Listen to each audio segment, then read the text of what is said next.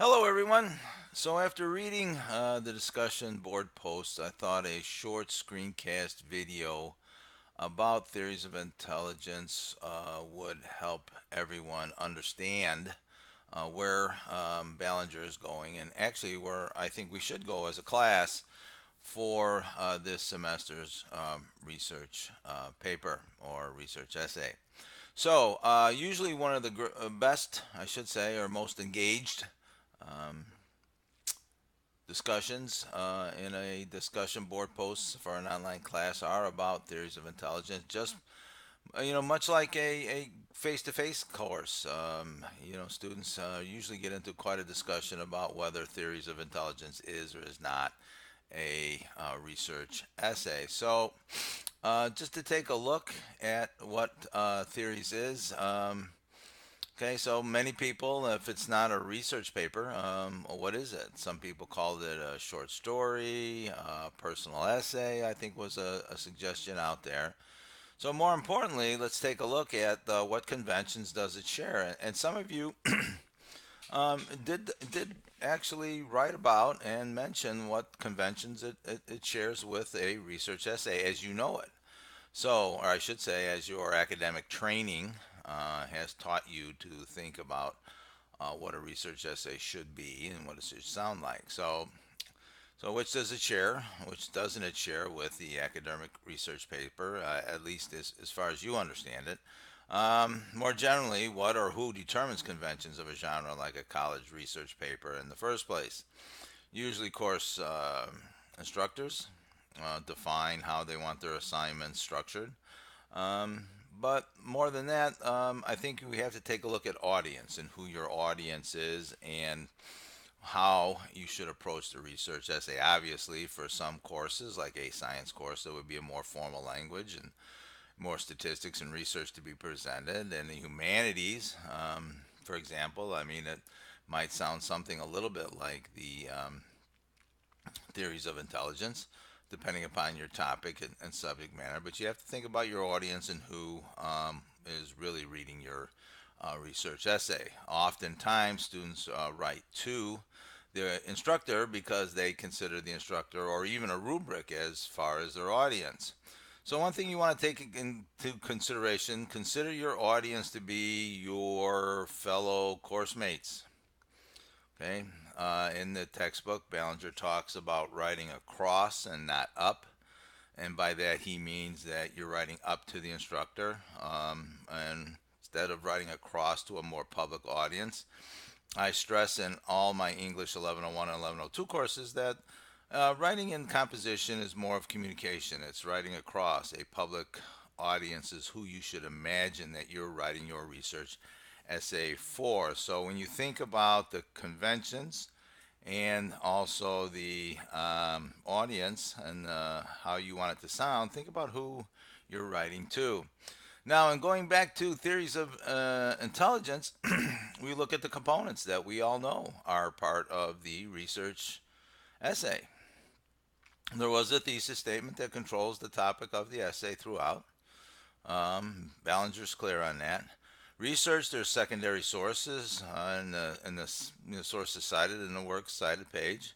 They're quite reliable and credible if you look at the works cited section and in the textbook. Some of them are, signed what we would consider scholarly journals. All right. They all support the main argument.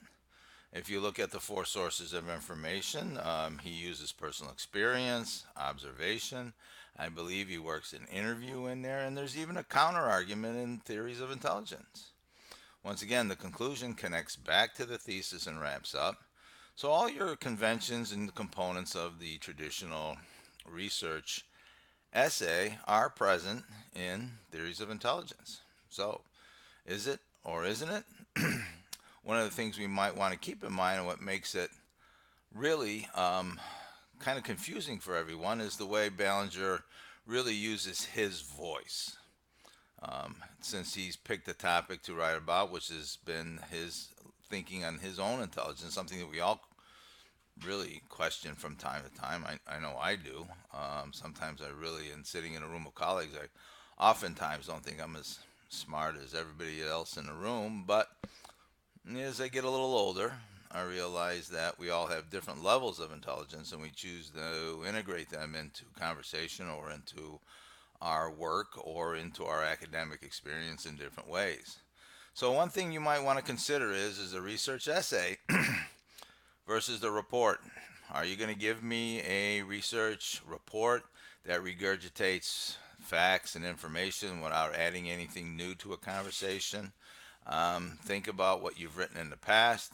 Like I said, your academic training, not education, but your academic training has drilled the components of the research essay into you under the guise that it's an essay and it's a research paper when in fact it's just a report. Think about your voice, originality, critical thinking.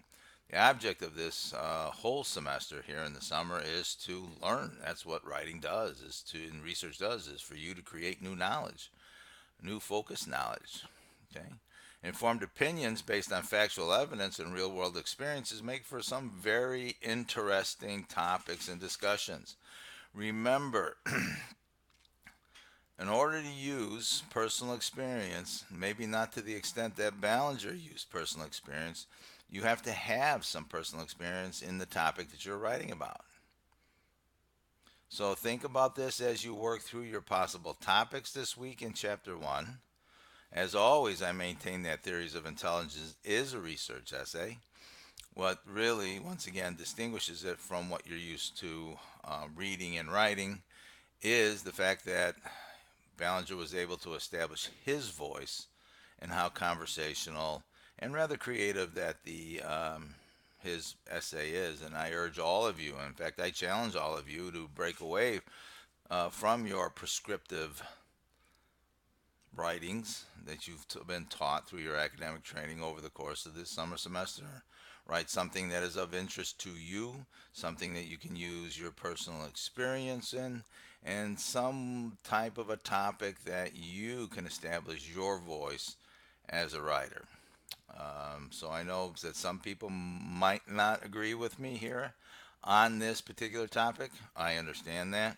Some people are just so set in their ways that they would not be able to break out of what they've learned in writing a research essay. But I hope that some of you, please think about how you want to develop your topic, what voice you want to establish for your summer research essay. If you have any questions, please give me give me an email, send me an email, and we can go from there. Good luck.